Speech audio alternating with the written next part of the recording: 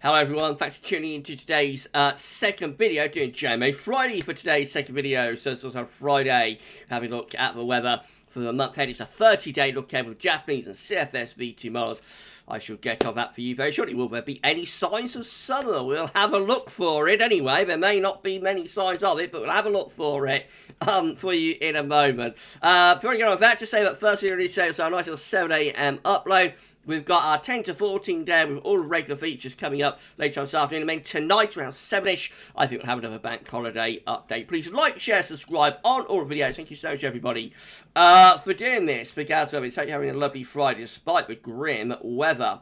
Right, so let's turn off the display capture. And we're going to start off by having a look at the JMA 500 millibar height anomalies from the North Pole view down. So, of course, this is the North Pole of the Arctic just here. This is the wider Arctic Circle, and I've got mid-latitudes around there, kind of thing. Right, so these are broken down into weekly periods. The first weekly period will take us from the 21st to the 28th of May. So blue is extrapolating to below average heights, which is low pressure, yellow, orange, and red to above average heights, which is high pressure. Right, so this is how the week 1 500 millibar height anomaly looks, with a deep trough of low pressure over and to the east of the country. There's a ridge in the middle of the North Atlantic and over here, the trough low pressure over here towards Newfoundland. And then there's another sort of small blocking area of high pressure in the Arctic again as well. The upshot is we're looking very unsettled and cool in the weekend. The low pressure will bring lots of precipitation, showers, long spells of rain, and with winds in from either a northwesterly or possibly even a northerly direction. It's going to be cool to cold and unsettled. Week 2 looks like that. It's going to be the 28th of May through to the 4th of June. So lower pressure being pushed away to the northwest then. Some higher pressure beginning to build to our south-southwest. The jet stream is starting to lift a little bit northwards as well. So that should be starting to turn things a bit drier and a little bit warmer. Now, I won't go overboard with anything overly dry and warm, to be honest, as there is still quite an influence from the Atlantic, but compared to what we had for like week 1, that should be something of a drier and warmer period, or less cold period, let's say. So perhaps near normal temperatures and a little bit drier there. And then weeks 3 and 4 takes us from the 4th to the 18th of June, and seemingly not great actually in this 2-weekly period. Below average heights, low pressure coming back to Greenland and Iceland. Above average heights, slipping southwards down here. The jet stream and wind flow lining up northwest to southeast.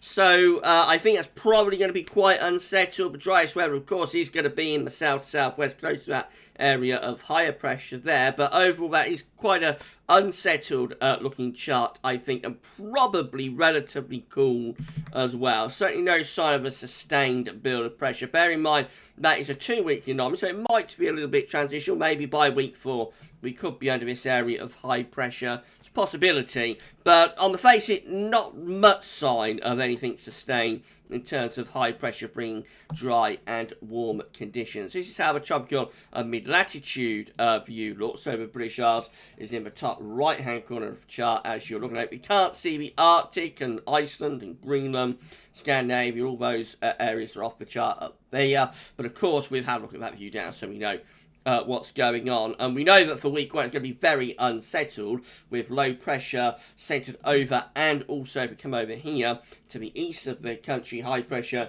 is in the North Atlantic, and so we're likely to be bringing at the very least northwesters, possibly even something of a northerly flow. Significantly below average temperatures for week 1, from the 21st to 28th of May, substantially so. We're down to around 2 to 3 degrees below average on the temperature scale. Most parts of Europe looking really quite cold as well. And precipitation-wise is also wetter than average too, so above average rainfall, below average temperatures. I mean, it's not going to be a great week, to say the least. Heading through to week 2, which is going to be the 28th of May through to 4th of June. Some higher pressure building just to our south and starting to ridge a little bit further north. So this could be a rather drier into it. We might start turning things a little bit drier, and that's a slightly warmer there. Although the temperature normally is still a bit below average even then, so still cooler than average really as we begin June, but it is turning a bit drier. So the temperature-wise is a struggle, but it is starting to turn slightly drier with that higher pressure. And then weeks 3 and 4 places low pressure to our north and high pressure to our west and southwest, and we bring in like a west to northwesterly flow. This is before through to the 18th of June, of course. Temperatures still struggling. They're still on the cooler than average side overall. So, again, not quite as much as it is in week 2. And week 2 is an improvement from week 1. But overall, it's a cool 4 weeks to come. And wettest in the north for weeks 3 and 4. Above average rainfall for Scotland and for Northern Ireland. And perhaps a little bit drier for England and Wales. Right, that's the JMA. Let's see how the CFS V2 compares. Again, these are 500 millibar heights breaking down to week periods. The first week period takes from the 21st, 27th of May. The coming week have low pressure to our east with high pressure away to the northwest, blocking around Iceland. So we're bringing in a wind from a northwesterly direction. It's going to be cool to cold, and it will be unsettled as well. Week 2 is going to be the 28th of May to the 3rd of June with some higher pressure then to our north and northwest. This will bring in like a northeasterly type flow. So obviously it's going to be drier. The high pressure will bring drier conditions, but temperatures will probably still be on the low side. Probably still quite a cool week coming up there. Week 3 is the 4th to the 10th of June with northern blocking. Again, above average heights around Greenland and Iceland extending back into the Arctic. That will bring the wind in from an east to northeast direction. It could be a little bit milder if we bring the wind in from the continent. What we've got to watch out for, of course, is this trough of low pressure down here. So we've got low pressure to our southwest. If that starts to roll in with a jet stream underneath the block, then watch out, because that will actually set us up into a very wet pattern, which is something that does happen with northern blocking in the summer. And then week 4 is the 11th to the 17th of June. And again, we've got high pressure centered around Iceland. It backs into Greenland. So once again, probably bringing like an easterly flow. If the wind is coming off the continent, it's like a southeast to easterly flow, then it could be relatively mild. Once again, with this high pressure blocking to the north, we have got to watch out for what's happening around here. If we start getting low pressure there and there, pushing up from the south and from the southwest, then we could start setting up quite a wet pattern. Look at week 1 temperature anomaly. This is the 21st to 27th of May. Very, very cold, very below average for not just UK, but through most parts of Northern Europe as well, in those blue colours. So temperature anomalies are going to 3 degrees or more below average. Week 2 is also rather below average. It's the 28th of May to the 3rd of June. That one is also predicted to have cooler than average temperatures.